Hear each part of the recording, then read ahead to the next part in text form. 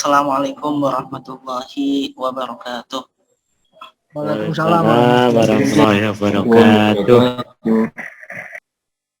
Alhamdulillahi wahdah, wassalatu wassalamu ala man la nabiyya ba'dah, amma ba'd.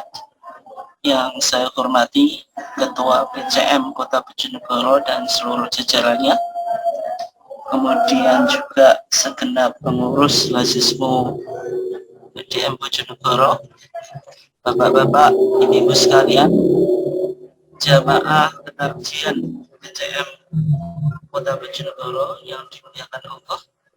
Alhamdulillah, pada kesempatan ini kita dipertemukan oleh Allah Subhanahu wa Ta'ala kedua kalinya di dalam kajian tuntunan ibadah kurban menurut Tarjih Muhammadiyah dalam keadaan sehat walafiat. Salawat dan salam semoga tetap terlimpahkan kepada junjungan kita Nabiullah Muhammad SAW, keluarganya, sahabatnya, dan seluruh orang yang mengikuti sunnahnya sampai hari kiamat. Jamaah sekalian yang dimuliakan Allah, untuk kajian pada malam hari ini kita akan mencoba melanjutkan topik yang sudah kita kaji di dalam pertemuan minggu yang lalu, yaitu masih kita mencoba membahas tentang tuntunan ibadah kurban menurut Tarjih Muhammadiyah. Sudah ada beberapa poin yang sudah kita kaji dan kita coba dalami dan juga kita diskusikan, mulai dari definisi kurban, kemudian juga binatang kurban, macam-macam binatang kurban yang boleh digunakan untuk berkurban, kemudian sifat-sifatnya, kemudian juga kita sudah mengkaji tentang umur binatang kurban, kemudian juga jumlah binatang kurban yang kemarin sudah kita kaji di dalam kita berkorban, yaitu unta dan sapi, itu boleh kita melakukan syirkah, yaitu bersekutu, yang mana sudah kita coba sampaikan di pertemuan yang kemarin. Insya Allah pada kali ini kita akan mencoba melanjutkan, yaitu tentang persiapan binatang korban. Artinya di sini kalau Bapak dan Ibu sekalian berniat untuk melakukan korban, maka ada persiapan yang kita lakukan sebelum kita melakukan korban, yaitu kita dianjurkan untuk tidak memotong rambut dan kuku dan juga menghilangkan kulit sejak memasuki tanggal 1 daripada bulan Dzulhijjah sampai kita berkorban. Nah, ini sebagaimana yang sudah diputuskan oleh Majelis Tarjih di dalam Muktamar Garut 1976. Kalau kita coba baca di sana, maka diktum putusannya itu wa amsik an sya'rika wa adfarika min awwal syahri hatta tudhhiya, yaitu dan janganlah engkau potong rambut dan kukumu sejak awal bulan Dzulhijjah. Nanti Bapak dan Ibu sekalian bisa melihat kalender, yaitu tanggal 1 Dzulhijjah itu bertepatan pada hari apa. Sehingga kalau Bapak dan Ibu sekalian berniat untuk melakukan kurban, yaitu ketika nanti sebelum masuk tanggal 1 itu paling enggak kuku sudah dipotong, rambut ya sudah dipotong, sehingga ada persiapan, sehingga kalau sudah tanggal 1 kita sudah tidak memotong rambut. Ini dalam artian bukan rambut yang kepala saja, bukan potong rambut saja, tetapi juga semua rambut yang ada di dalam tubuh kita, ya misalnya kumis dan yang lainnya. Kemudian kuku itu, ada kuku tangan dan kuku kaki, dan juga kita tidak dianjurkan untuk menghilangkan kulit juga. Misalnya ibu-ibu sekarang ada perawatan kulit yang disebut dengan skincare misalnya di situ ya bahasa Jawanya kapal-kapalnya dihilangkan. Nah itu sebaiknya tidak ya. kalau Bapak dan Ibu sekalian niat untuk melakukan kurban. Nah, ini sebenarnya sudah kita kaji ya, kemarin sudah kita coba diskusikan panjang lebar, bahwasanya larangan ini kembali pada shahibul kurban, bukan kepada hewan yang dikorbankan. Nah, kenapa kok demikian? Meskipun banyak ya, kita biasanya di media sosial, di medsos itu banyak tulisan-tulisan dan pandangan yang mengatakan bahwasanya yang dilarang untuk dipotong rambut dan kukunya itu hewan korbannya, bukan sahibul korbannya. Nah, mereka biasanya argumentasinya menggunakan hadis yang saya kutip di sini. Hadisnya saya ambilkan dari Muntakal Akhbar, yaitu sebuah kitab hadis hukum yang disyarah oleh Al-Imam Syaukani sehingga menjadi Nailul Autar itu. Di dalam hadis yang kedua itu kan, mangkana lahu dzibhun, barang siapa yang memiliki sembelihan, yadbahuhu, yang ia ingin menyembelihnya, fa idza ahalla hilalu dzulhijjah, apabila telah masuk atau telah hilal bulan Dzulhijjah, maksudnya masuk tanggal 1, fala ya'khud min sya'rihi, janganlah ia mengambil dari rambutnya, wa adfarihi, dan kukunya, hatta yudhhiya, sampai dia berkorban.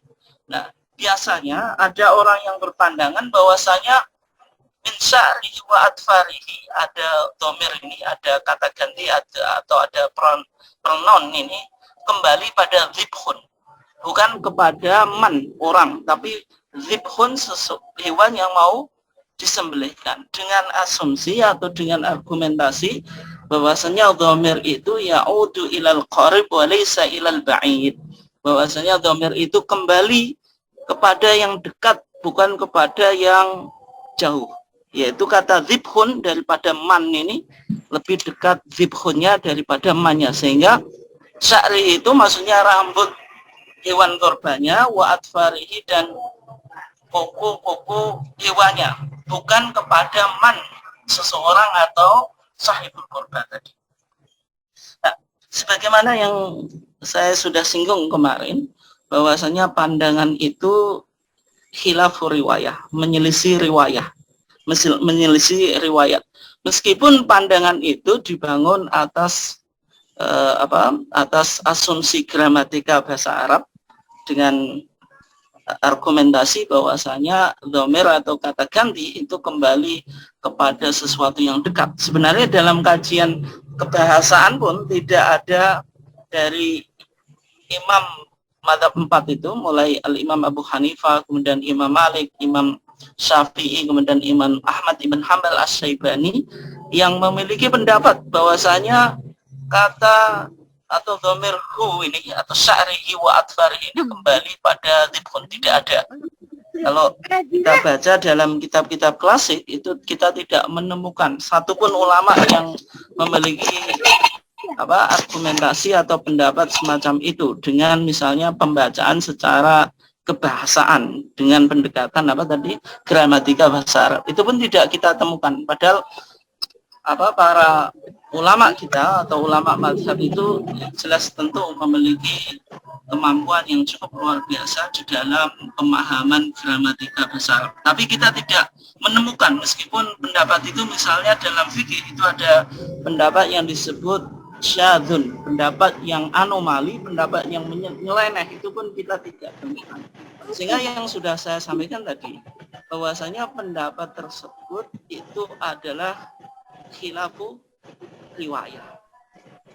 Nah, artinya apa? Menyelisih riwayat.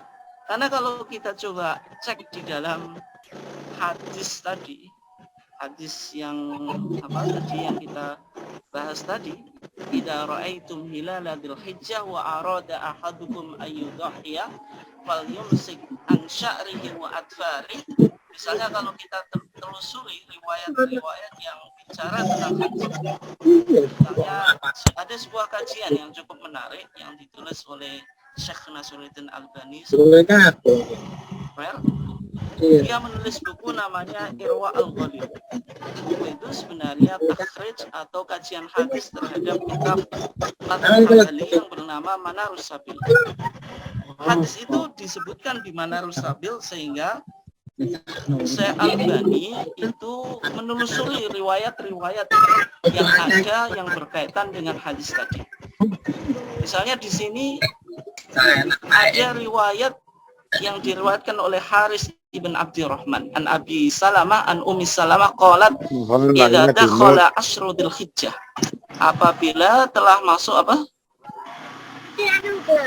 Hari 10 dari bulan Dzulhijjah gitu.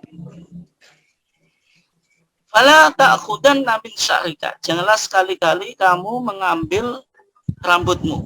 Kan min sya'rika artinya ada kaf, nomor kaf ini kembali pada mudhohi, pada sahibul kurban, tidak mungkin kembali pada hewan yang dikorbankan atau al-udhiyah. Wala min adfarika, dan juga apa? Kuku-kukumu hatta tadbah udhiyataka, sampai engkau menyembelih udhiyataka, hewan korbanmu. Artinya kalau redaksi yang di sini itu semuanya memakai apa? Dhamir kaf, sehingga tidak ada keraguan bagi kita kalau kita melihat riwayat ini bahwasanya yang dilarang untuk menghilangkan rambut kulit itu adalah adalah orang yang berkurban, tidak mungkin kembali pada hewan yang dikorbankan gitu. Kemudian riwayat yang kedua, ini saya cepat saja ya. Ini riwayat dari Sa'id ibn Musayyab.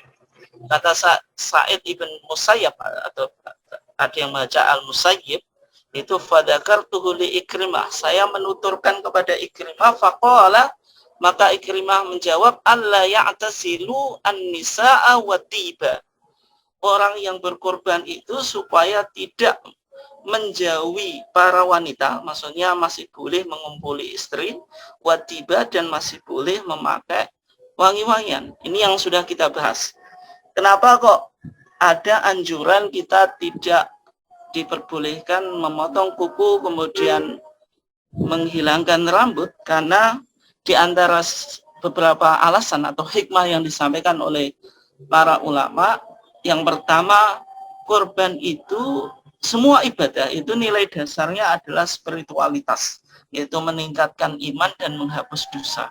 Nah, dalam korban ini ya tentu ada meningkatkan iman dan menghapus dosa. Dalam konteks penghapusan dosa, ketika kita berkorban kemudian ada anggota tubuh kita, misalnya kuku atau rambut yang kita potong, berarti kuku dan rambut kita yang kita potong itu tidak mengalami purifikasi.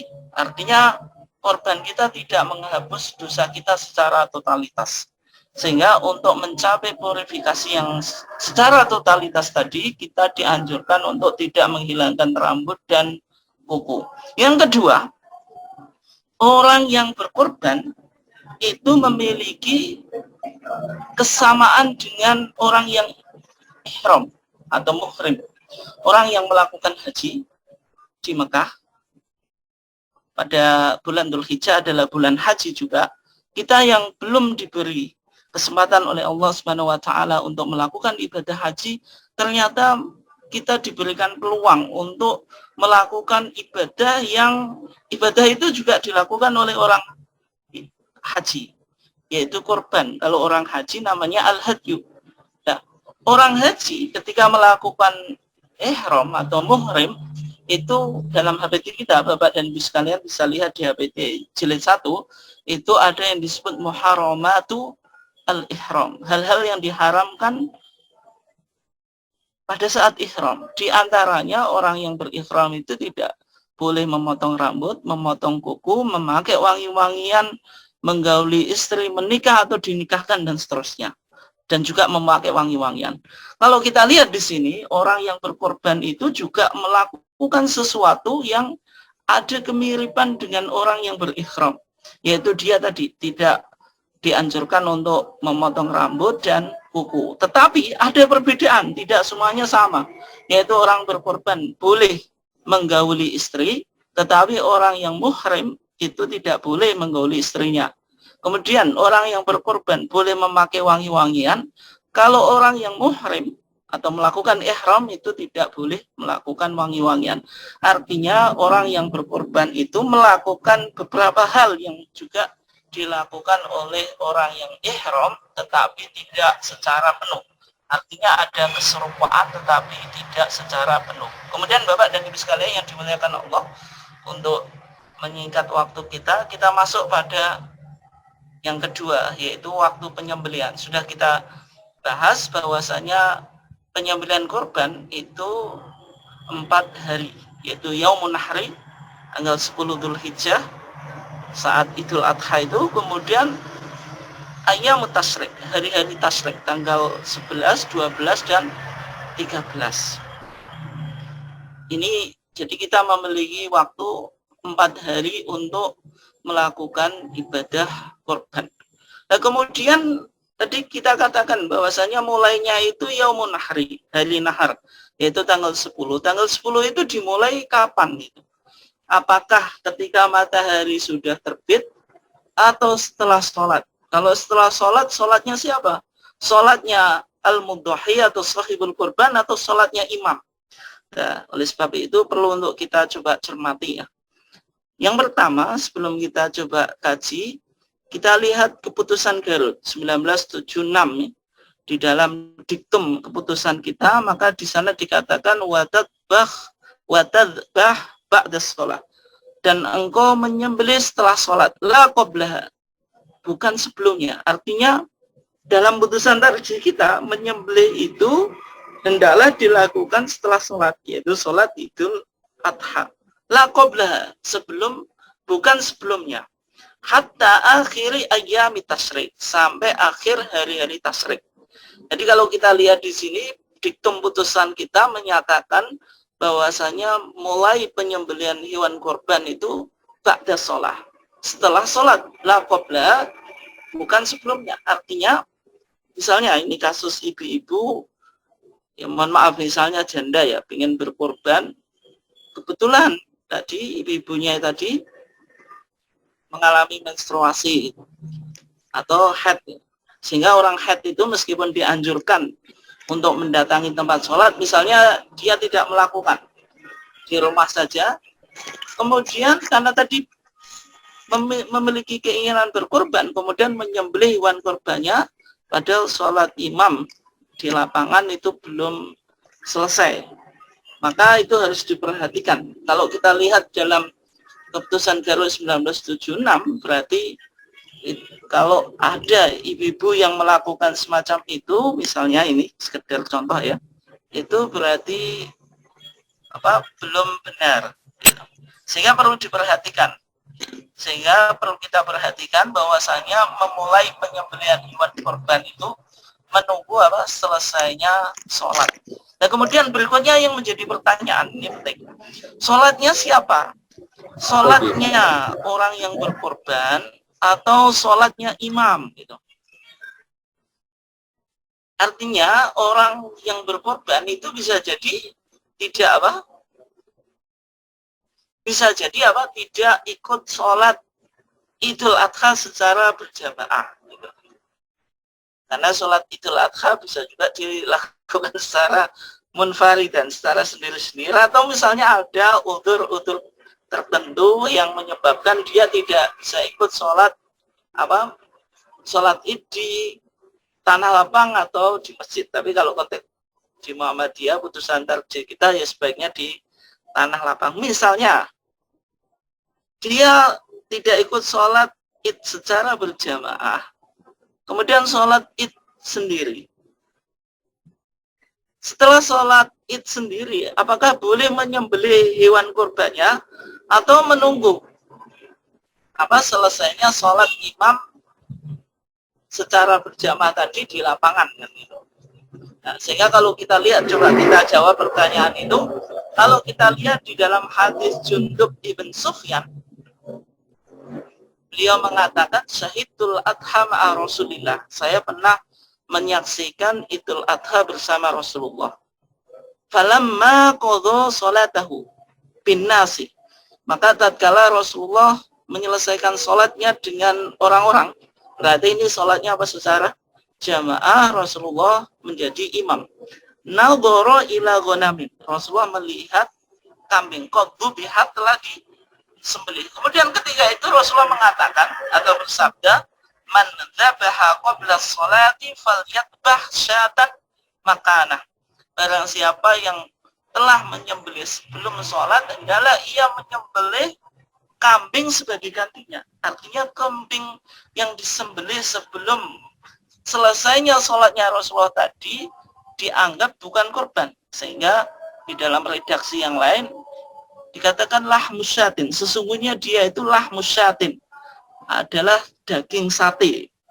Ini guyonan saja. Syaton itu kan bahasa Arab, masuk menjadi bahasa Indonesia jadi sate itu. Syaton itu artinya kambing. Rasulullah mengatakan sesungguhnya itu lahmus syatin, berarti daging kambing saja, untuk maksudnya tidak ada nilai spiritualitasnya, tidak ada nilai ibadahnya. Karena apa? Menyembelih sebelum dimulainya waktu apa? Berkorban. Wa ma lam yakun dzabaha falyadhbah ala ismillah. Dan siapa yang belum menyembelih, hendaklah ia menyembelih dengan menyebut nama Allah. Nah, ini artinya tadi memulai penyembelihan hewan korban itu ketika selesai sholat. Sholatnya siapa? Sholatnya imam. Sehingga kalau misalnya bapak dan ibu ada udzur tidak bisa melakukan sholat id secara berjamaah, kemudian niat berkorban, kemudian korbannya tadi kebetulan kok nggak dititipkan ke panitia, misalnya disembelih sendiri, itu berarti ya nunggu sampai selesainya sholat imam. Oke. Nah berikutnya bapak dan ibu sekalian yang dimuliakan Allah, ada kesunan. Ini sunnah saja, tidak wajib ya. Bahwasanya sahibul korban itu menyembelih hewannya sendiri. Sebagaimana sebuah hadis yang minggu lalu kita bahas, bahwasanya Rasulullah itu doha bikabsen. Rasulullah berkorban dengan 2 kibas. Ketika itu dzabahahuma biyadihi. Rasulullah menyembelih keduanya biyadihi, dengan tangannya. Artinya Rasulullah itu sahibul kurban, beliau sendiri yang menyembelih. Yang kedua, korban itu kalau hewan yang dikorbankan itu, ketika kita korbankan itu tentu ibadah maliyah ya, ibadah materi. Karena bagi orang yang peternak kambing misalnya, itu berarti mengorbankan hewan yang sudah diternak sejak kecil. Bagi orang yang tidak memiliki kambing, berarti mengeluarkan uang untuk membeli kambing atau sapi misalnya. Artinya itu ibadah materi. Tapi ketika kita menyembelih, itu ibadah badaniah, ibadah fisik. Nah, sehingga kalau ini ibadah badaniah, namanya ibadah badaniah, itu hukum asalnya itu la tajuzu al istinabah, tidak boleh diwakilkan gitu. Misalnya sholat itu ibadah fisik, maka sholat itu tidak boleh diwakilkan. Puasa ibadah fisik, hukum asal puasa itu tidak boleh diwakilkan. Itu asal, hukum asalnya. Tetapi ada kasus-kasus yang membolehkan yang membolehkan diwakilkan, atau kaidah ini berlaku secara umum, tetap ada pengecualian. Sehingga dalam kaidah ada yang mengatakan la tajuzu al istinabatu bi qurbatin badaniyatin ghaliban. Ada kata ghaliban itu pada umumnya. Sehingga korban itu asalnya orang yang berkorban itu yang menyembelih hewan korbannya sendiri. Tetapi yang perlu dicatat, tidak semua orang memiliki kemampuan untuk menyembelih hewan. Nah, ketika tidak mampu untuk menyembelih secara sendiri, maka apakah boleh dia mewakilkan kepada jagal atau kepada panitia atau kepada orang lain untuk menyembelih hewan korbannya? Jadi padahal hukum asalnya tidak boleh. Tetapi, dan ini wilayah ibadah, berarti kalau wilayah ibadah harus dicari dalilnya dulu kan. Tetapi ternyata ditemukan dalilnya ketika Rasulullah menyembelih 100 unta itu, pada Hajjatul Wada itu. Maka dalam riwayat Imam Muslim dan Abu Dawud yang disembelih oleh Rasulullah itu thalathin wasitin, 63. Artinya 63 itu disembelih oleh Rasulullah. Kemudian 37 sisanya itu diserahkan kepada Ali bin Abi Thalib. Artinya dari 100 hewan yang dikorbankan oleh Rasulullah itu tidak semuanya disembelih secara sendiri. Artinya melibatkan orang lain. Nah, itulah yang disebut dengan istinabah atau mewakilkan, maka itu boleh. Sehingga dalam 4 mazhab itu ketika sahibul korban mewakilkan penyembelihan hewan korbannya kepada orang lain, maka itu hukumnya boleh, tidak ada yang mengatakan wajib gitu. Artinya tidak ada yang mengatakan disembelih sendiri, itu hukumnya wajib. Sehingga kalau diwakilkan maka boleh. Kemudian Bapak dan Ibu sekalian yang dimuliakan Allah, berikutnya ini yang penting ya, kita kaji tentang tata cara penyembelihan korban itu. Ya, dalam kajian kita saya akan membahas dalam perspektif syar'i. Adapun bagaimana cara menyembelih hewan, merobohkan dan sebagainya, itu mungkin belum menjadi fokus di kajian saya pada saat ini atau kajian kita pada saat ini, sehingga kita fokuskan tata cara penyembelihan kurban secara syar'i dulu. Yang pertama, alat yang digunakan untuk menyembelih itu harus alat tajam. Sehingga dalam hadis di dalam Arba'in An-Nawawiyah, hadis yang sering dikaji oleh anak-anak di TPA itu ya, Arba'in Nawawiyah, maka di sana ada hadis yang cukup terkenal. Rasulullah mengatakan, wa idza dzabhtum fa'ahsinu adzibhah. Jika engkau menyembelih maka perbaguslah menyembelihmu.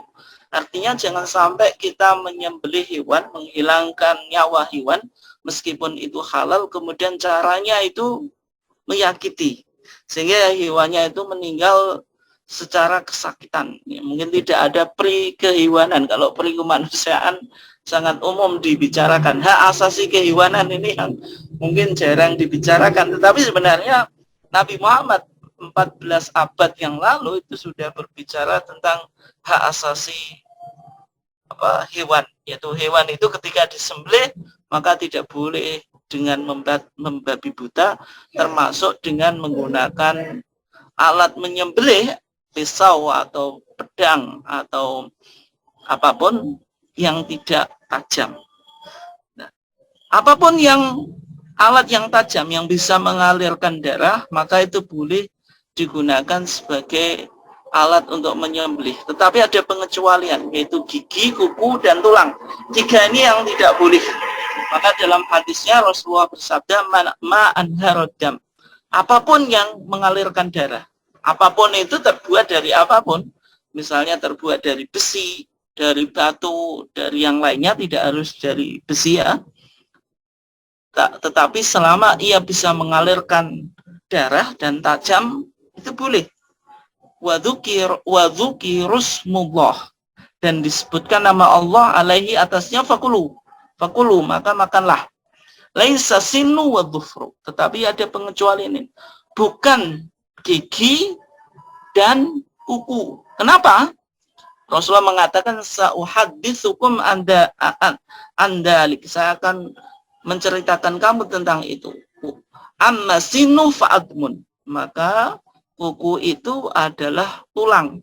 Wa amma dhufru, dan adapun kuku, famada al-habasa au famuda al-habasa, maka itu pisaunya orang Habasah atau orang Ethiopia.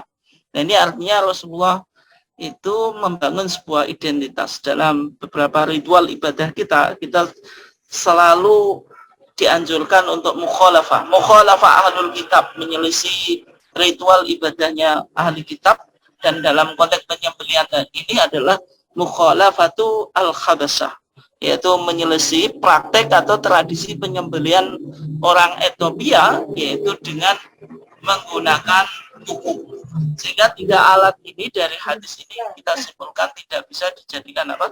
Alat untuk menyembelih. Kemudian yang kedua, Bapak dan Ibu sekalian yang dimuliakan Allah,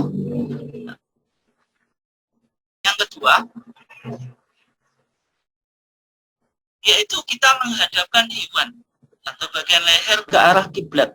Ada kesunahan istiqbalul kiblat. Kita dianjurkan untuk menghadapkan hewan yang kita sembelih ke arah kiblat. Yang dihadapkan itu bagian lehernya yang kita mau sembelih itu.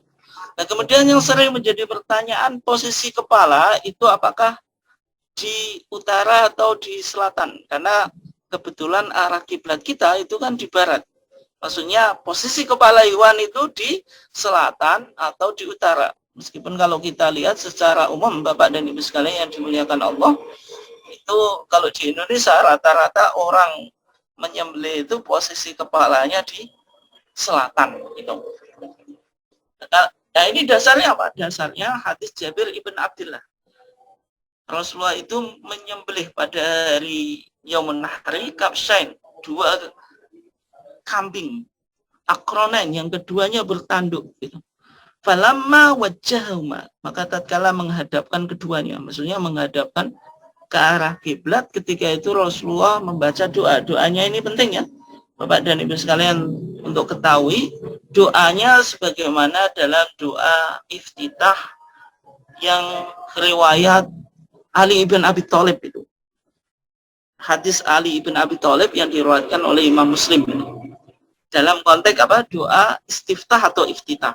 Bagaimana? Inni wajjahtu wajhiya lilladzi fataras samawati wal arda hanifan muslima. Kalau dalam hadis ini pakai ana billati Ibrahim, tapi bisa hanifan muslima wa ma'ana minal musyrikin. Inna sholati wa nusuki wa mahyaya wa mamati lillahi Rabbil alamin, la syarika lahu wa bidzalika umirtu wa ana minal muslimin. Kemudian Rasulullah mengatakan, Allahumma minka walaka an Muhammadin wa ummatihi. Nah, karena Rasulullah pernah berkorban apa? Untuk dirinya sendiri dan untuk umatnya. Kemudian Bismillah wallahu akbar. Ini diperhatikan ya. Jadi Bismillah, kemudian wallahu akbar. Bismillahnya tidak lengkap. Kemudian wallahu akbar dalam konteks penyembelihan apa? Hewan kurban. Ada wallahu akbar. Tapi kalau kita menyembelih di luar kurban, kita misalnya membaca bismillah saja sudah cukup ya. Kemudian yang sering menjadi pertanyaannya, ini yang penting. Ketika menyembelih itu apakah ada kesunahan membaca sholawat kepada Nabi? Ini penting ya.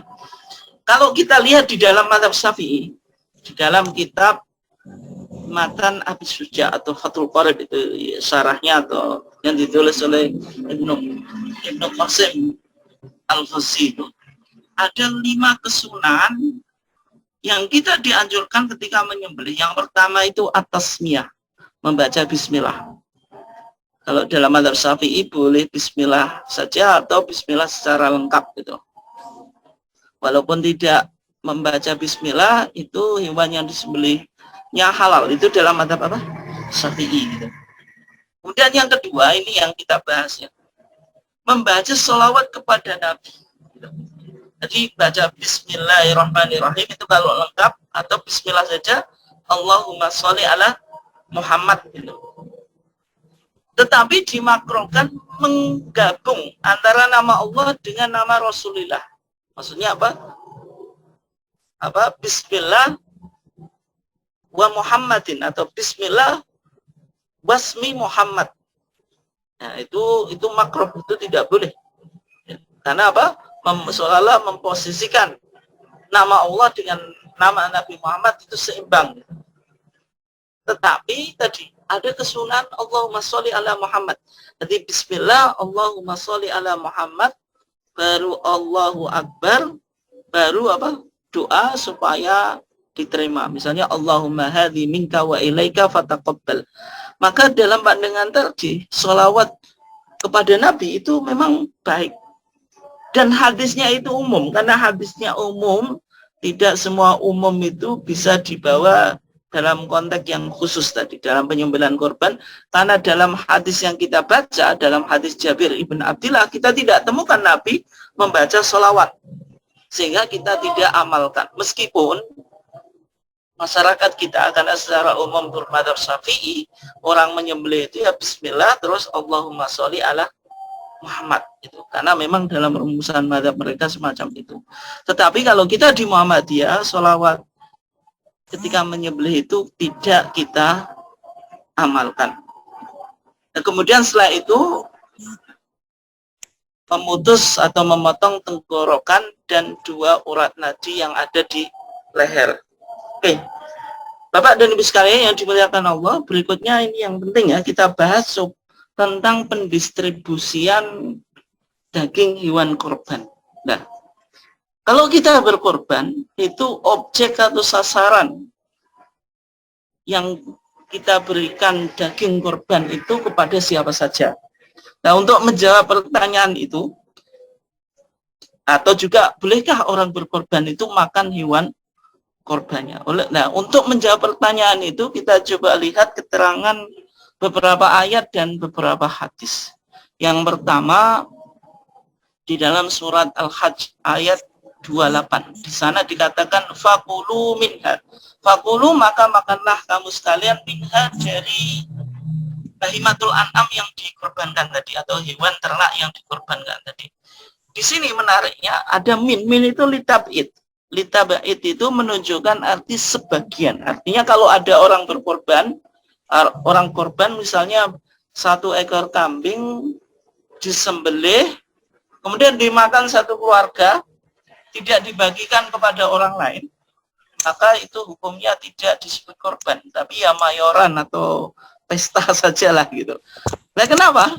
Karena ayatnya apa? Fakulu minha. Kita boleh makan tapi minha sebagian. Artinya kalau sebagian itu tidak boleh semuanya apa kita makan sendiri. Ada porsi yang diberikan kepada orang fakir atau orang miskin. Karena ayatnya bilang apa? Fakulu minha. Maka makanlah kamu sekalian minha dari sebagian tadi hewan korban.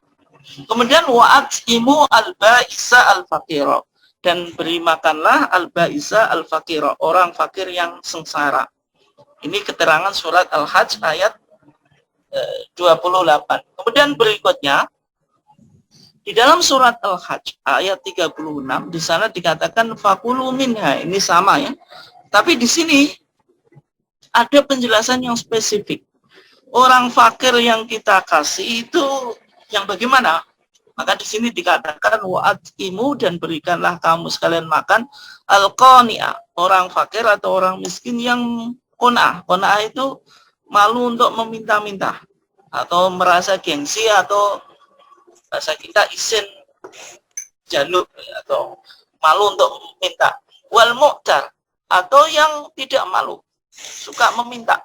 Nah, 2 tipe orang fakir atau orang miskin yang semacam itu boleh kita kasih apa? Hewan korban. Artinya kalau ada orang fakir, baik dia minta ya kita kasih, tidak minta pun itu boleh kita kasih gitu. Ataupun bisa dibalik ya, kalau meminta orang kok suka minta, itu pun boleh dikasih gitu. Oke, berikutnya dari keterangan hadis Ali bin Abi Thalib. Hadis ini penting ya Bapak dan Ibu sekalian yang dimuliakan Allah, karena hadis ini yang nanti kita akan jadikan dasar tentang kepanitiaan dalam korban. Karena kita tidak temukan dasar secara khusus yang berbicara tentang kepanitiaan korban. Tapi kita coba bahas tentang topik yang kita, atau tentang isu yang kita akan jawab tadi, tentang pendistribusian apa? Daging korban. Ali bin Abi Thalib itu pernah didelegasikan Nabi untuk mengurus korbannya tadi pada Hajatul Wada tadi, yaitu 63 disembelih Nabi, kemudian 37 disembelih Ali, kemudian Ali disuruh mendistribusikan. Yang didistribusikan Ali bin Abi Thalib itu apa saja? Nah, kan di sini dikatakan wa ayyaksima budnahu kullaha. Semua korbannya itu disuruh membagikan. Apa? Luhumaha. daging-dagingnya. Jadi semua daging dibagikan. Tidak ada yang dijual. Wajuludah, kulit-kulitnya juga dibagikan. Nah, ini nanti penting, mungkin pertemuan yang ketiga atau nanti ada yang bertanya bagaimana menjual kulit itu. Sudah ada fatwanya kita. Kemudian wajilalah, dan pakaiannya atau aksesoris unta itu kan punya aksesoris, ada semacam pelana, kemudian ada sepatu macam-macam, itulah yang ada yang dipakai oleh unta itu juga dibagikan. Wala yu'tiya fi jizaratiha syai'an. Kemudian orang yang tukang jegalnya tadi tidak diberikan apapun dari hewan korban itu. Artinya tidak ada porsi dari hewan korban tadi diberikan kepada tukang jagal sebagai kompensasi jasa atau sebagai upah. Nah, ini nanti yang menjadi dasar bahwasanya panitia jagal dan termasuk panitia korban itu tidak boleh mengambil hewan korban atas nama upah atau sebagai kompensasi upah. Gitu. Nanti kita coba bahas secara detail. Dan kemudian dalam riwayat yang lain, Ali bin Abi Thalib mengatakan bal nu'tihi min inda. Jazar atau jagal tadi dikasih upah dengan uang dari Ali bin Abi Thalib. Artinya bukan dari daging yang dikorbankan tadi. Nah, kenapa? Kalau daging itu diberikan kepada tukang jagal, artinya korbannya itu tidak ada secara totalitas, karena sebagian daging itu dijadikan upah. Nah, kemudian bagaimana kalau misalnya panitia mendapatkan jatah tapi bukan upah, yaitu nanti ya kita ketika membahas tentang kepanitiaan korban. Tapi intinya di sini pendistribusian korban itu yang dibagikan tadi yaitu semua dagingnya, semua kulitnya, aksesorisnya, dan jagalnya tidak dikasih upah dari dagingnya. Kemudian berikutnya juga hadis Ali ibn Abi Thalib yang tadi riwayat Al-Imam Al-Bukhari, di sini riwayat Imam Muslim. Kurang lebih sama. Wa ayaksima budnahu kullaha, apa saja? Luhumaha, daging-dagingnya, juludaha, kulit-kulitnya, dilalaha, aksesorisnya, fil masakin, tapi di sini diberikan kepada orang miskin.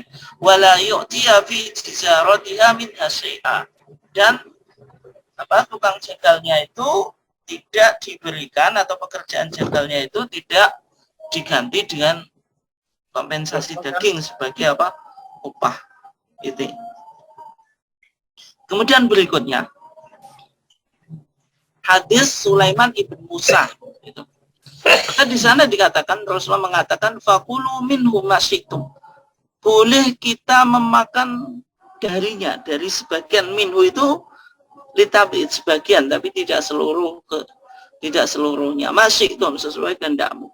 Wala tabi'u luhumal hadyi wal adhahi, janganlah engkau menjual daging-daging hadyu, sembelihan orang haji, wal adhahi, dan sembelihan korban. Fakulu, maka makanlah kamu sekalian, wa tasaddaku, dan sedekahkanlah kamu sekalian. Di sini coba wastamti'u bijuludiha, dan manfaatkanlah kulit-kulitnya. Kulit itu dimanfaatkan. Misalnya kalau dulu kulit itu dibuat timba, kemudian dibuat peralatan rumah dan sebagainya gitu. Itu zaman dulu. Kalau sekarang ya mungkin memanfaatkan kulit itu hanya tertentu. Secara umum kalau kita dibuat jidor, kalau jidor itu kan di Muhammadiyah, kita masjid kita nggak pakai jidor. Gitu. Kemudian wala tabi'uha, dan janganlah kamu sekalian menjual kulit itu. Sehingga dari beberapa ayat dan hadis tadi kita bisa klasifikasikan, ada 4 orang yang menerima atau yang boleh menerima kurban. Yang pertama sahibul kurban. Berarti sahibul kurban itu boleh memakan hewan kurbannya. Orang yang sengsara lagi fakir tadi, al-ba'is al-fakir. Kemudian orang yang tidak minta-minta, al-qani. Orang-orang yang minta-minta, al-mu'tar. Kemudian tadi dalam hadis Ali tadi kan fil masakin, orang-orang miskin. Nah, kemudian berikutnya, hal-hal yang boleh dan tidak boleh dilakukan oleh sahibul kurban berdasarkan beberapa ayat-ayat Al-Quran dan hadis-hadis Nabi yang sudah kita kaji tadi. Mungkin kita bisa simpulkan ya. Yang boleh dilakukan oleh sahibul kurban yaitu memakan. Kemudian yang kedua, membagikan seluruh bagian dari hewan kurban, yaitu daging, kulit, pakaian hewan kurban tadi, aksesorisnya macam-macam, pelana, sepatu, dan yang lainnya tadi. Kemudian menyedekahkan kepada fakir miskin, memberikan kepada orang yang berkecukupan. Artinya orang yang kaya pun itu boleh kita beri hadiah dari hewan korban itu. Misalnya kita korban, tetangga kita kok lebih kaya atau teman kita lebih kaya daripada kita, itu boleh diberi hewan korban sebagai hadiah. Kemudian memanfaatkan kulit hewan korban. Dan nanti kalau tentang bagaimana kalau dijual nanti ya rasanya. Kemudian yang tidak boleh dilakukan oleh sahibul kurban itu menjual bagian dari hewan kurban, baik daging, kulit, dan yang lainnya. Kalau kulit tadi kan apa? Wastamti'u bijuludiha wala tabi'uha. Kemudian yang kedua, memberikan bagian dari hewan kurban sebagai upah penyembelian. Ali bin Abi Thalib ketika didelegasikan Nabi untuk mengurus hewan kurbannya, Ali bin Abi Thalib tidak memberikan daging dari hewan kurban tadi sebagai upah tukang jegalnya, tetapi dikasih balnah nunu'tihi min indina, dikasih uang di luar artinya tidak diambilkan dari daging korban tadi. Oke, nanti dari situ bisa kita ambil bagaimana kalau kepanitiaan itu menarik biaya operasional. Apakah boleh? Ya boleh.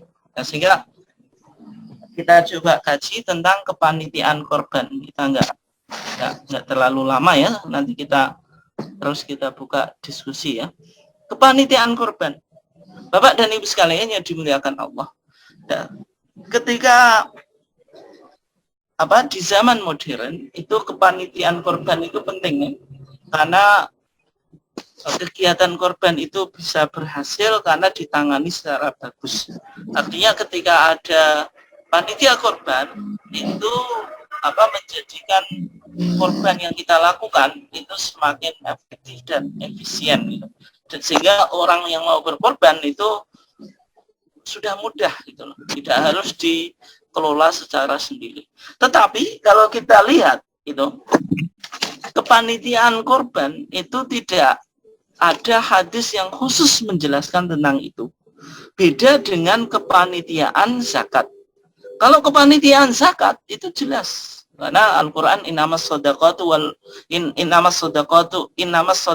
lil fuqara wal masakin, itu kan ada wal amilin, ada amil pengelola zakat, dan itu termasuk al-asnaf namanya, termasuk 8 asnaf yang boleh menerima zakat. Tapi kepanitiaan korban itu kita tidak temukan dalil spesifiknya, meskipun nanti kita punya dasarnya, yaitu dalil dari Ali bin Abi Thalib. Yang kedua, kepanitiaan korban itu panitia tidak berhak untuk menerima daging korban sebagai upah. Beda dengan kepanitiaan zakat atau amil zakat, itu boleh menerima upah dari zakatnya. Sehingga ini yang perlu kita coba bahas dan kita pahami, sehingga jangan sampai kita jadi panitia tapi malah keliru karena beranggapan apa yang dilakukan panitia itu harus dihargai dengan daging korban meskipun itu atas nama upah misalnya. Tetapi Bapak dan Ibu sekalian yang dimuliakan Allah, ketika kita cari dalil kepanitiaan korban itu bisa kita temukan tadi, yaitu dalam kasus Ali bin Abi Thalib. Ketika Nabi di Hajjatul Wada itu berkorban 100 unta, itu Nabi meminta Ali untuk membagikan korbannya tadi, semuanya, semua dagingnya, semua kulitnya, semua pakaiannya, dan tadi pekerjaan jagal atau tukang jagalnya tadi tidak diopahi dari daging korbannya, tetapi dikasih opah dari uang gitu. Oke. Ini artinya apa? Bisa kita jadikan dasar bahwasanya kepanitiaan dalam konteks modern itu punya dasarnya dari Ali bin Abi Thalib. Kemudian yang tadi riwayat Imam Bukhari, yang sekarang riwayat Muslim sama ya. Oke. Dan sehingga dari kata Ali tadi, amarahu ayyakuma ala budni.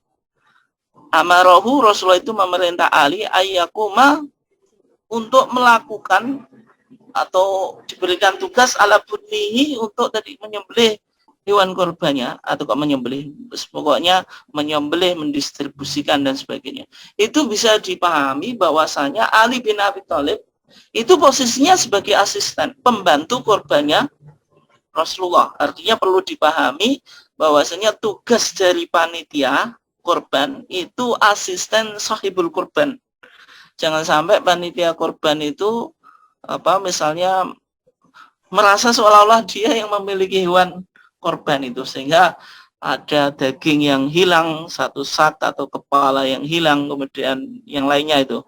Artinya tadi memanfaatkan kesempatan seolah-olah ini daging korbannya sendiri. Padahal tugas panitia korban itu hanya asisten membantu sahibul korban supaya pelaksanaan korban itu lebih efektif dan efisien. Nah, sehingga kita simpulkan dari beberapa hadis tadi, yang pertama, tugas dari panitia korban adalah membantu sahibul korban. Yang kedua, fungsi panitia korban itu memudahkan penyelenggaraan korban. Yang ketiga, panitia tidak boleh mengambil upah menyembelih dari hewan korban. Nah, bagaimana kalau tidak boleh mengambil upah, tapi panitia misalnya membebankan? Kalau ada orang yang berkorban, misalnya kambing, menyerahkan kambing, kemudian membayar biaya operasional, misalnya 50.000 atau 100.000 atau 200, itu tergantung tempatnya masing-masing. Apakah boleh? Boleh, gitu. Tetap. Atau yang kedua, ya artinya ketika panitia tadi ada uang operasional, itu bisa digunakan untuk mendanai aktivitas pengelolaan korban tadi, beli plastik, beli alat-alat yang lain yang membantu mempermudah pelaksanaan korban dan pendistribusian korban itu. Atau misalnya panitia mencari sumber lain, misalnya masjid sudah punya kas, atau misalnya Muhammadiyah sudah punya kas dari yang diambilkan dari yang lain, karena ingin memotivasi warga sehingga warga itu tidak usah ditarik tadi biaya operasional, sehingga panitia memiliki sumber untuk membiayai korban, itu juga boleh gitu. Nah, kemudian yang perlu dicatat tadi, panitia apakah boleh menerima daging? Kalau secara pribadi itu boleh gitu. Tapi kalau misalnya panitia mengatakan yang korban di sini harus memberikan daging korbannya itu misalnya berapa kilo untuk panitia, itu nggak boleh. Tapi kalau individu panitia itu dikasih jatah, ya mungkin bahasa kita dikasih jatah, tapi bukan dikasih sebagai upah, karena yang bukan panitia pun dapat jatah, panitia dapat jatah misalnya, ya itu boleh-boleh saja. Tetapi kalau misalnya panitia mensyaratkan yang korban di tempat ini, maka harus menyerahkan misalnya berapa kilo dagingnya untuk sebagai upah, itu yang tidak boleh. Mungkin itu ya Bapak dan Ibu sekalian kajian kita, biar kita banyak diskusi, dan untuk berikutnya nanti kita bisa bahas fatwa tarjih yang berkaitan dengan korban dengan melihat beberapa isu-isu yang berkaitan dengan ibadah korban. Ya, untuk materi pada kali ini saya kira cukup sekian. Silakan Bapak dan Ibu sekalian yang ingin menyampaikan pertanyaan